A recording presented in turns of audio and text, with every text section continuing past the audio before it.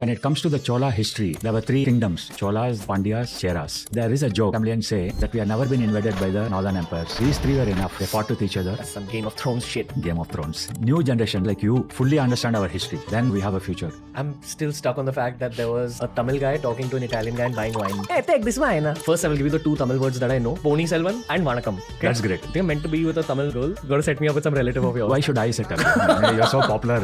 Large sections of the people who are basically artisans, farmers. And of course, the caste system was there, and even in the south. Were weapons being developed constantly? Was technology being developed as well? When it comes to developing technology, you need money. There are a lot of natural resources, and some of that sculpture popular even today. If the sculptures were so good, I can only imagine what the weapons were like. Exactly. There was trade with the Romans. Because we were possibly the America of that period.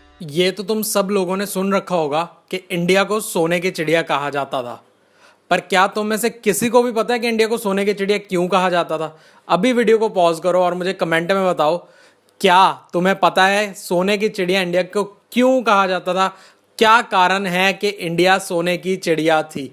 जल्दी से रोको और video को सच्चे रहना और comment में बताना। तो हेलो दोस्तों, स्वागत है एक और रिव्यू वीडियो में। बात करूंगा रणवीर शो यानी कि बियर बाइसेप पे आई एक और पॉडकास्ट में। और इस पॉडकास्ट के बारे में बात करने से पहले यार, लानत है हमारे स्कूलिंग सिस्टम पे, लानत है हमारे एजुकेशन सिस्टम पे, जिन्होंने हमें हमारी हिस्ट्री छोड़ के दुनिया भर की बकवास पढ़ा दी, दुनिया भर की बकचोदी करा दी। बट जो हिस्ट्री पढ़ानी चाहिए थी, जो बातें सिखानी चाहिए थी, वो सिखानी रह गई। और मतलब कि ये जो पूरा एक एजुकेशन सिस्टम जो हमें अंग्रेज़ उधार दे के गए हैं ना, वो सबसे ज़्यादा हमारे देश को जो हर्ट करके गए हैं ना, जो इतने साल हम गुलामी के बाद भी उनकी गुलामियाँ कर रहे हैं ना, जो हमारे दिमाग में वेस्टर्न कल्चर छाया पड़ा ना, वह ये सब इसी की देन है।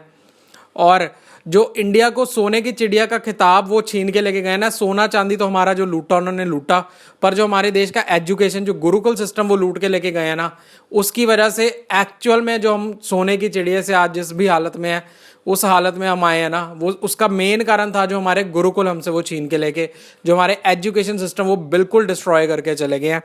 तो चलो ये बाद में डिस्कस करेंगे। फिलहाल आज की जो पॉडकास्ट है उसका टॉपिक है Tamil Nadu history special, Cholas, conquests and art.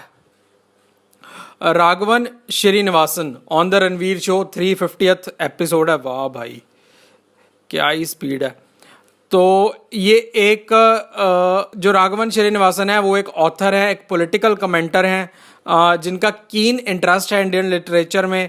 इनका चोला डायनेस्टी के ऊपर एक्सपर्टीज़ है और इन्होंने काफ़ी अच्छे से एक्सप्लेन किया आज के पॉडकास्ट में कि हुवर चोलास, क्या थी चोला की हिस्ट्री एंड ऑल। तो इस पॉडकास्ट में जो टॉपिक कवर हुआ है वो peak of Chola empire, Raja Chola, where Cholas the most powerful empire of Tamil Nadu, learning Tamil history, role of Raja Chola in Chola dynasty.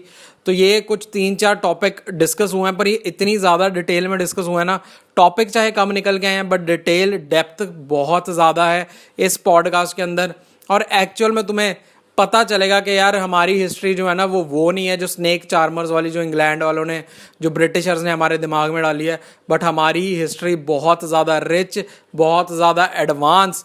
और भाई जो हम आज देखते हैं ना कलाकृतियाँ, अपने किसी भी आपके हर एक के सिटी या शहर के अंदर ना कोई एशियंट पुराना मंदिर होगा, उसमें जाके ना कलाकृतियाँ देख लेना और ख़ुद तुम्हें समझ आ जाएगा कि हम वो पुराने ज़माने के वो हथौड़े और छैने से काम करने वाले नहीं थे। बहुत ज़्यादा एडवांस थी हमारी टेक्नोलॉजी, बट वो विद टाइम सब कुछ कहीं खो गया, कहीं गुम हो गया और अब दोबारा डिस्कवर अभी तक नहीं हो रहा। पर अभी भी डे बाय डे हो रहा है, चीज़ें निकल के आ रही हैं। जितनी ज़्यादा एक्सकवेशन की जा रही है आर्कियोलॉजिकल सर्वे के द्वारा इंडिया में, उतने ही ज़्यादा हम हिस्ट्री में हमारी जो पुरातन ज़माने की एशियंट हिस्ट्री वो निकलती आती जा रही है।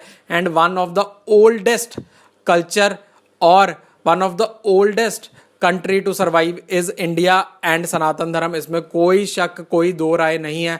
और उसी का विवरण किया आज ये इस पॉडकास्ट में। चोला डायनेस्टी कितना बड़ा एम्पायर था, क्या दबदबा था उनका, श्रीलंका तक हमने कैप्चर कर रखा था, चोला डायनेस्टी के अंडर श्रीलंका तक था, इंडोनेशिया, बाली, सब जगह उनकी धाक थी। और भाई मतलब एक और नॉलेज से भरा हुआ एपिसोड, मज़ा आ गया।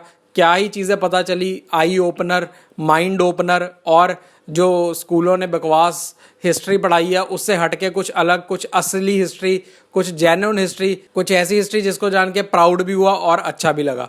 वीडियो अच्छी लगी हो तो लाइक कर देना, चैनल को सब्सक्राइब कर देना। ऐसी अच्छी अच्छी वीडियोस मैं आपके लिए बनाता रहता हूं।